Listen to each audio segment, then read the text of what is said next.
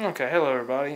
Today we're going to be taking a look at what I believe is the best travel lens for the crop sensor DSLRs. I use this personally on my D70-100. Can't use it on my D800 because of course it's only a crop sensor lens, but this is the lens I use when I don't want to carry my expensive pro lenses such as the 24-70, which I'm filming this on right now. I'm filming on the D800. Yeah, this video is pretty much for people who is just starting out and interested what's a good travel lens. You know, something that they can get good portraits and good shots of the kids without spending double or something triple, depending on what lens you get, the price of that they've even paid for the camera. You know, some of us enthusiasts and professionals, we have no problems paying, you know, $2,000 for a piece of glass. But someone coming from a point and shoot, they paid $400 for a camera, they're not usually going to want to spend $2,000 on a piece of on a lens. So, here's the lens here. This is the, let me manually focus here. A little bit too close. This here is the 18-200 lens. It is a variable aperture lens, which pretty much means as you zoom out, it's going to start at 3.5 at 18, and then it's going to shrink down to a 6.3 aperture as you zoom out to 200. It does have a lock. Let's see if I can just out of focus for a second. Too close. Come on. It does have a lock switch right here. Keeps it from creeping when you are zooming out when you're walking. It does get, you know, let's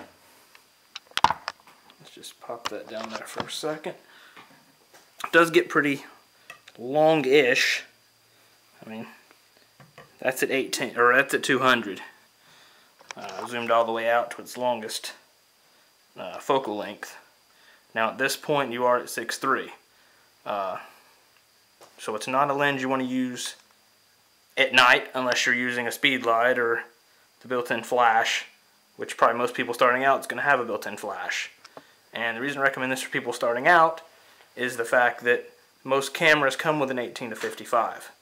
And they switch between the 18-55 and the 55-200. Well, you can get this lens for $200 and have both of those lenses pretty much in one. Not have to worry about changing them. I use this, like I said, when I go out to theme parks and stuff with family.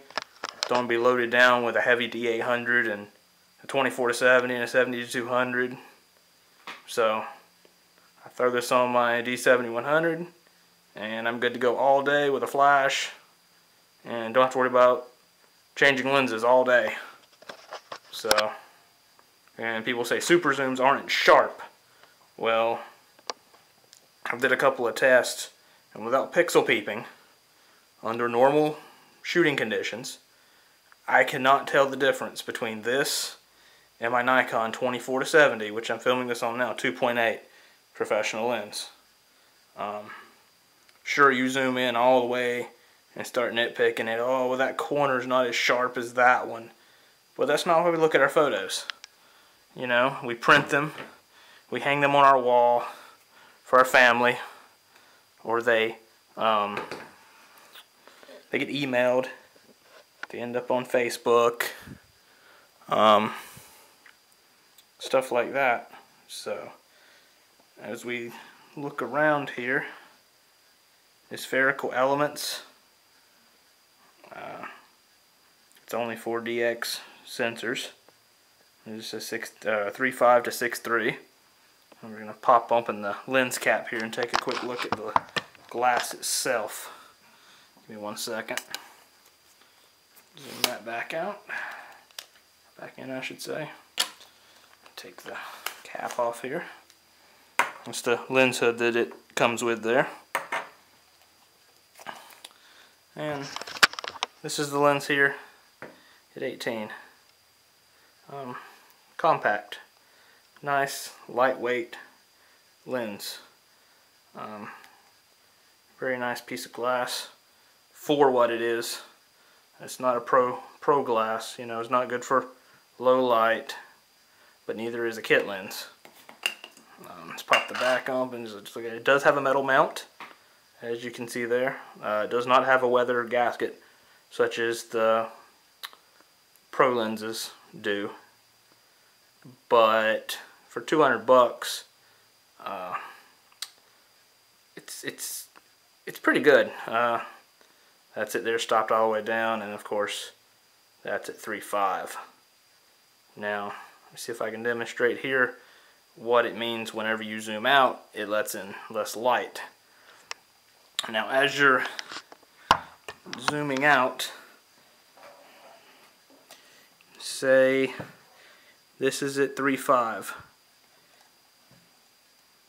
That's going to let in okay amount of light at 18. But let's zoom out to all the way. Now you see how that shrinks as I zoom. See the aperture, the center of it getting smaller? That's what they mean by as you zoom, it's variable aperture. So you're letting in less light, which means as you're at 200 right now, that's as big as you can let in light. So which means your shutter speeds, it's not going to be good for freezing action, but you know, for regular, you know, snapshots of family, daylight, kids playing, perfectly good lens for the average person. Like I said, 200 bucks.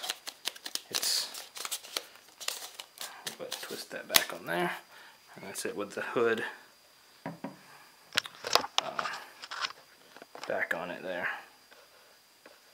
Now, another good thing about it, 200 bucks, that's cheaper than you can get just a 55 to 200, and you can get really good results.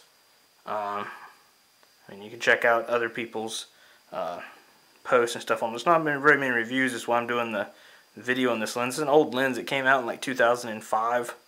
I've had it personally a couple of months now. Took several thousand shots with it on vacation, stuff like that, where I don't be loaded down with a lot of gear. It's a pretty awesome lens, to be honest with you. It's the best bang for the buck lens I've ever shot with, and I've shot with a lot of different lenses.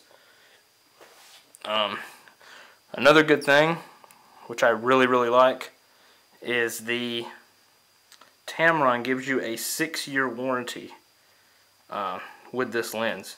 You figure for $200 you're getting an 18 to 200 zoom range, you're getting a metal mount, you're getting a 6-year warranty with this lens. 6 years. That's longer than I had on my 24 to 70. But that one has a 5-year warranty. So yeah, and this does have the internal built-in focusing motor, so it will focus on your entry-level cameras. So that's not a problem.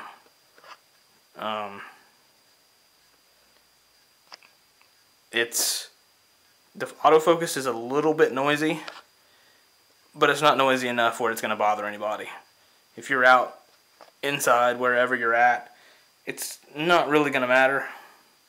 It's a little zzz, back and forth, but it's quick. It focuses pretty fast, you know, for what it is. Compared to your kit lenses, this is actually faster. 55 to 200, you're looking at 260 bucks for just a 55 to 200. You know, for $199, and you can pick these up certain times of the year. Tamron has rebates for $170. It's $199, and then you get a rebate. It takes it down to like $179 for this lens.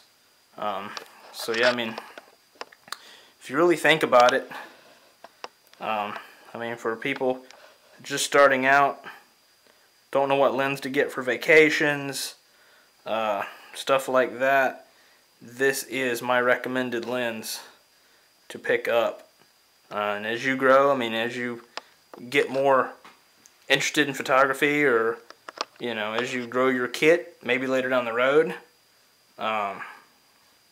you know, pick up more expensive glass. But for the most part, a lens like this, a lens of this caliber, can be fitted to probably 90% of people's cameras and never ever, you know, taken off again, because this is all they're going to need to capture those family moments and stuff like that. That's pretty much it, guys. I mean, any questions or anything, just post in the comments. Figured I'd just do a little quick review over this lens. I don't really see many reviews of this lens, probably because it's older. And I mean, for what it costs, rather than picking up the 55-200 Nikon, I'm not sure what that's going to be on Canon. I'd strongly recommend just getting this. It's cheaper, and you don't have to change between your kit lens and your 55-200 that you would be buying, and those have plastic mounts. So yeah, thanks for checking out the video. Alright guys, see you.